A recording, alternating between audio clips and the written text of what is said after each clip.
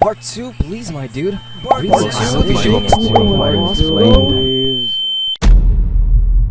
The superhuman martial arts of Lookism is something we've glossed over the channel before.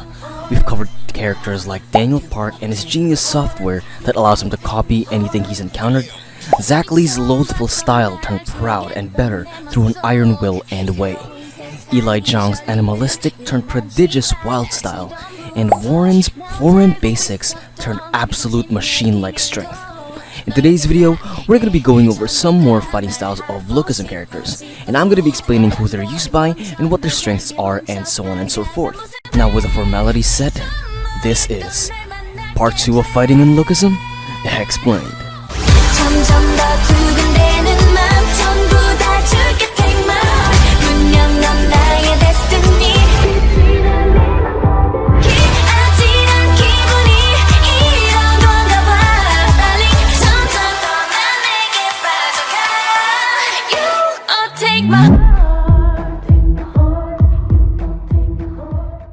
We'll be starting this video off with someone who's arguably the most mysterious character in Lookism, someone who single-handedly ended the first generation, the former one-man circle turned international superstar DG, formerly known as James Lee.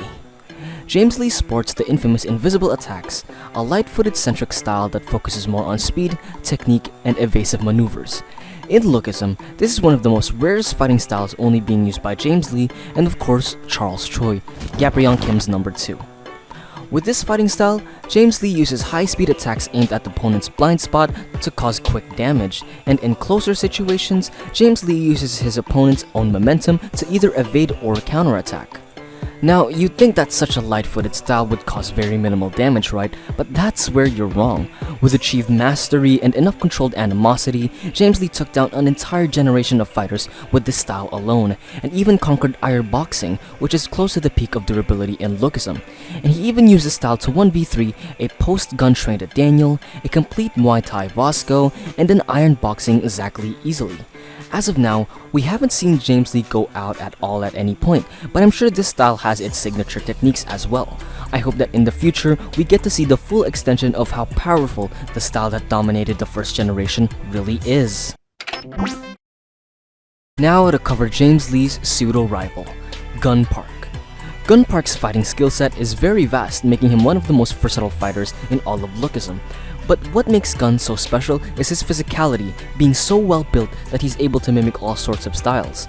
A body so durable, it's capable of using kyokushin karate at its peak, yet at the same time so accustomed to timing and movement, able to perceive and act upon these ever so small time windows using aikido.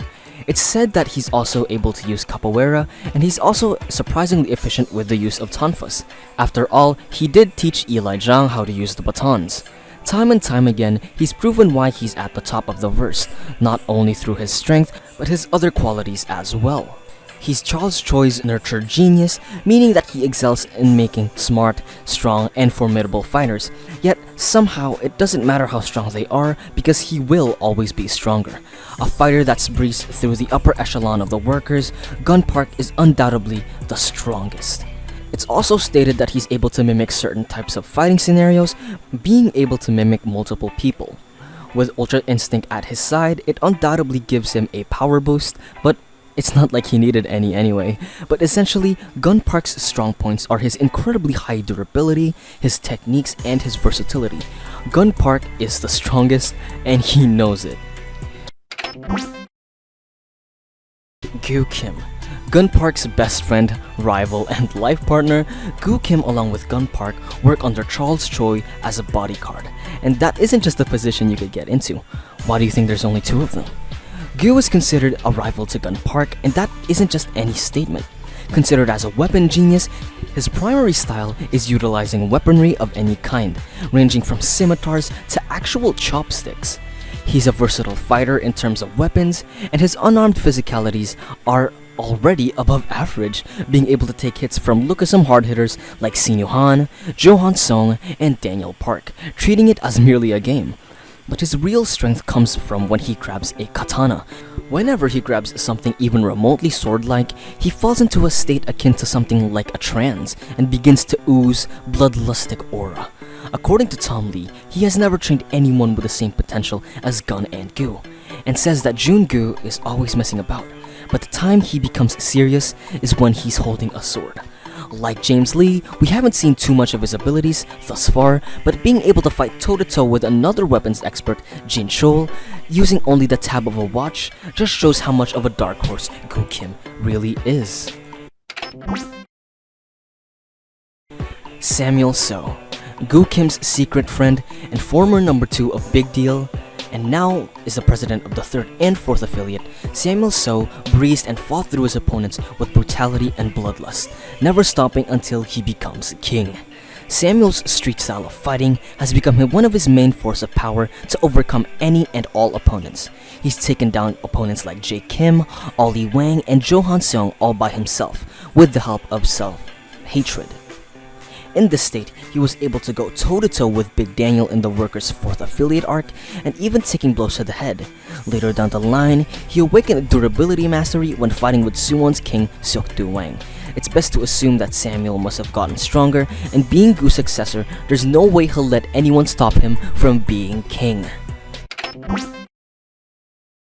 Vin Jin, one of Jae-Hai's forces, specializes in Judo and Kudo.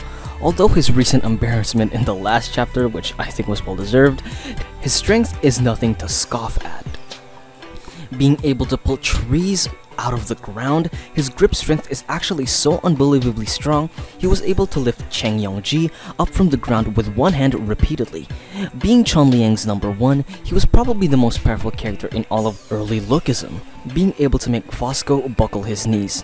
As of right now, Vin is crying on the floor missing his teeth, I don't know, don't threaten him, I guess. Jake Kim, the other side of Samuel's coin. In the world of Lookism, Jake Kim was a renowned fighter with a unique blend of MMA and street fighting. He inherited these skills from his father, Gabriel Kim, and his impressive combat abilities earned him a place among the series of the top fighters. Notably, Jake achieved what only a few had done before him.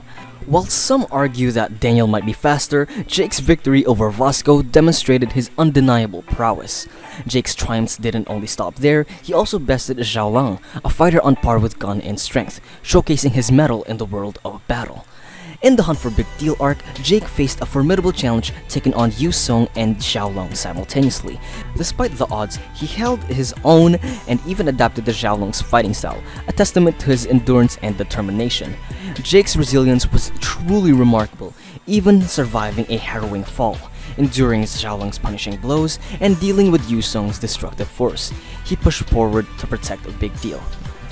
And that closes off today's video. This was really fun to record, and feel free to leave your thoughts below. If you want another Fighting in Lookism explained, thank you for everyone for 1K, and this has been Kai Sanity, bringing you Lookism content straight to your feed.